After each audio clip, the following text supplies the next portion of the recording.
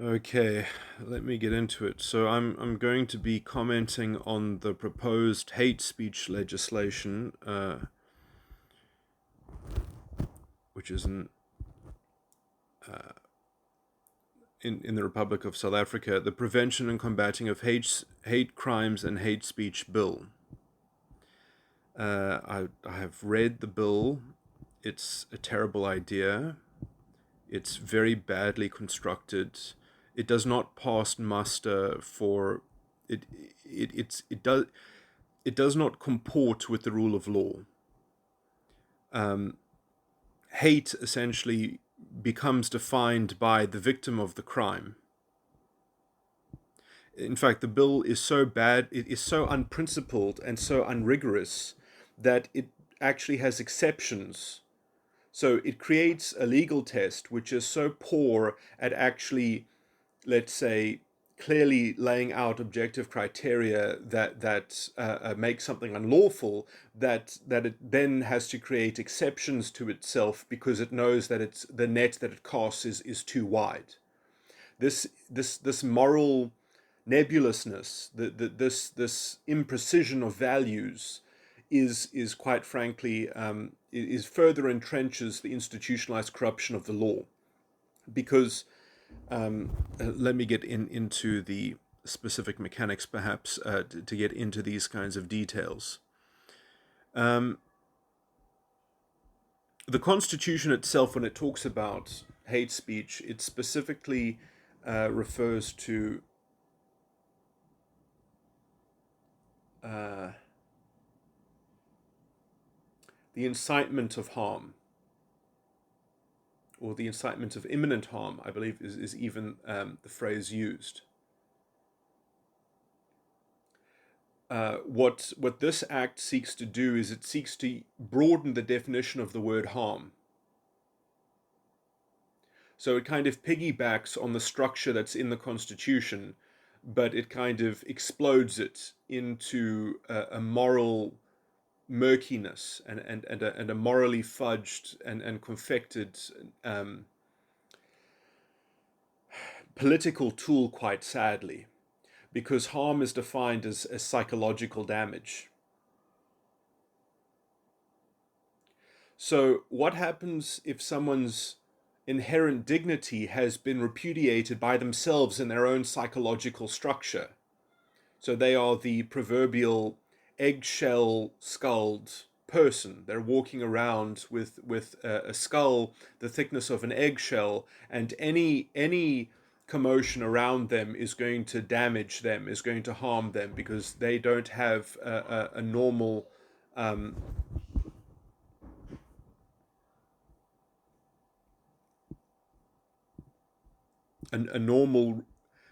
a normal resilience. Perhaps their psychology is invested into their own indignity.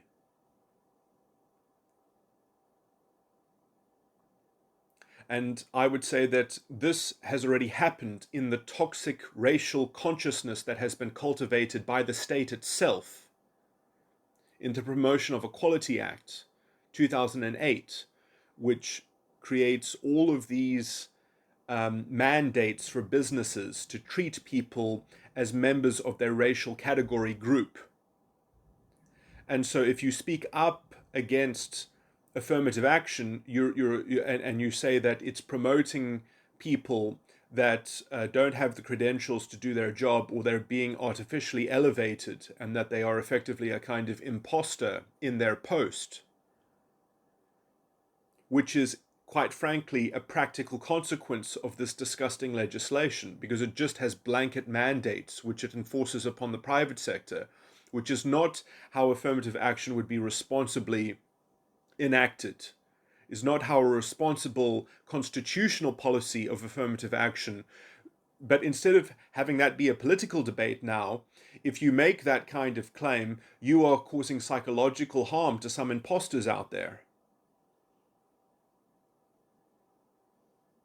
I mean, many astute black professionals know this. Like it's so trite. It's not even it's not even worth talking about. I mean, this is obvious. So much so that they just leave the country. They don't want to live in an environment in which people can honestly believe that they got their position not out of merit. So instead, they go work in London, they go work in America, they go away, because this is the politics, the toxic politics of racial politics has been infused into the labor market and has distorted the labor market, and also creates lots of other general problems and things like that.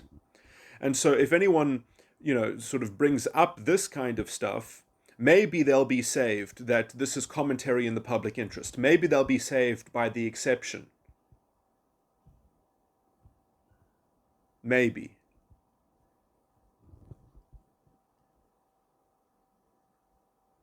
But because of the explosion of the definition of harm into essentially the relativistic, subjective, inherent dignity of the person who might be invested into their own indignity, who might be have compromised because of the morality that has been the toxic morality that has been injected through the state into the institutionalized corrupted law. There's a kind of, you can see that there's going to be a general bias. There's going to be a general political bias into validating and exacerbating uh, um, toxic racial consciousness under this now protection of hate speech, that if you go after this toxic structure, if you criticize it and you criticize the morality of the people who are invested in that kind of policy, and you point out the moral deficit in the system, that you are guilty of hate speech. I mean, the judge could pretty much flip a coin. And in fact, they could even argue that the defense of the current legislation, of that toxic legislation, is necessary in order to prevent the proliferation of hate speech. And so it's an orthodoxy now that you cannot politically challenge the status of the institutionalized corruption of the law. That doing so is an act of hate speech. So you can see how this bill facilitates political suppression and a kind of authoritarian orthodoxy that cannot be questioned. Because all you need to do is make a victim assessment, and the ideological biases of such a victim assessment just get melded into, well, we are going to scapegoat you for all of these consequences. Never mind that this person should be psychologically responsible for their own psychology. Never mind the dignity in that. No, no, no. Their dignity must stretch on to, well, if you made them feel bad and then they had other bad things happen to them because of their bad feelings, like this is this has become the mushy definition of hate speech, which also, by and large, protects hate speech that needs to be regarded as hate speech, like the toxic racialism and the toxic racial politics, which is premised on hate. Get saved by this exception, because then it can be seen as, well, it's defending the institutionalized corruption of the law, it's defending state policy, and the state has a democratic governmental prerogative to define non-racialism however it wishes, because that is effectively what the courts have said. The courts have said that the government gets to redefine non-racialism because they have a governmental prerogative to design affirmative action, and that the courts cannot constitutionally test. But then some people can have their psychology invested in that, and then they can defend that via hate speech. So this hate speech bill, look, I haven't explained it, perfectly in a very slow and methodical way. But that, in a nutshell, is the vice and the sort of the pincer movement which this bill serves, to entrench and protect the gains of the racialists and the fascists that have corrupted the law and that have corrupted the values of non-racialism. And you can see the fingerprints of these people in this bill itself. It is utterly unconstitutional. But it's also unconstitutional just for the simple fact that it completely trousers the rule of law. when you have this thing and then you have exceptions, and they're all based on interpretation. They're all based on, I mean, it's astounding. This does not reach the status of law.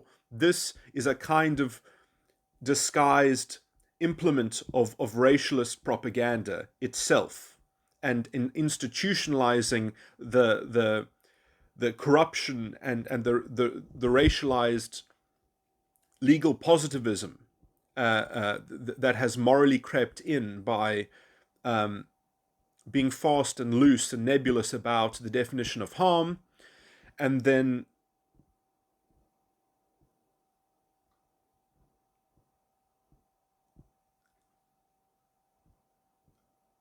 the second leg being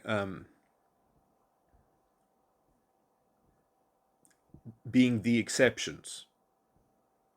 So the hate speech that supports their politics will be covered by the exceptions, and the hate speech that doesn't support their politics, and which then they use uh, the disguise of saying some words extracted out of context from the Constitution, then gets to cover them. So they say, no, we're sticking up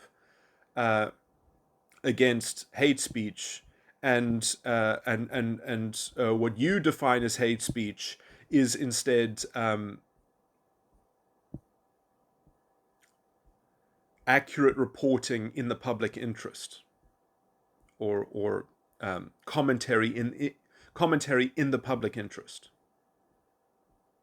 So they get away with their generalizations that implicitly collectivize blame on an entire racial group. They get to scapegoat their toxic politics on who they wish, under the cloak of the Constitution, under the bastardized reinterpretation of the Constitution.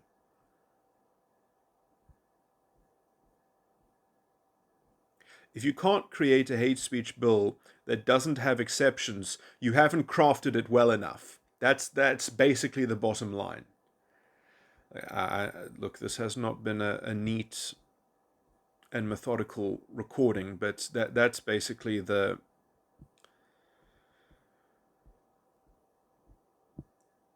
nuts and bolts. And